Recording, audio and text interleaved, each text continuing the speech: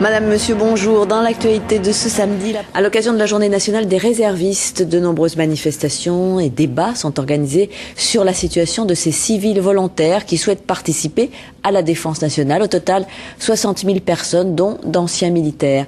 Patricia Lémonière et Mathieu Vibaud se sont rendus sur la base d'Orange, où les réservistes viennent régulièrement s'entraîner. Base militaire d'Orange, les Mirage 2000, qui assurent la défense aérienne de toute la région sud-est, sont en alerte. Ici, les pilotes doivent pouvoir intercepter tout avion suspect qui commettrait une infraction. Décollage et atterrissage se succèdent. Pour les plus petits aéronefs, la base dispose d'hélicoptères militarisés. Et ce sont des réservistes qui, une semaine par an, à bord d'avions d'aéroclub, participent aux entraînements. Ils servent d'appât. Dans les civils, je suis attaché commercial dans l'immobilier. Je suis un ancien militaire, donc ancien pilote de chasse. La section a aussi son commandant de bord sur Airbus 340. Ah oui, c'est assez différent. Ça reste le milieu aérien, mais on a commencé par ces petits avions, donc on aime bien aussi y revenir. Dans l'année, 250 réservistes viennent sur cette base. C'est un véritable réservoir d'hommes et de savoir-faire. En période de restructuration, de transformation, ce réservoir est particulièrement utilisé.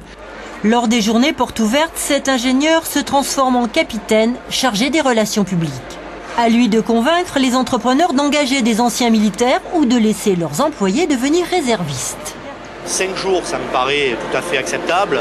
10 jours, certainement du domaine du possible. 60 jours, je ne pense pas que ce soit compatible avec l'organisation d'une PME.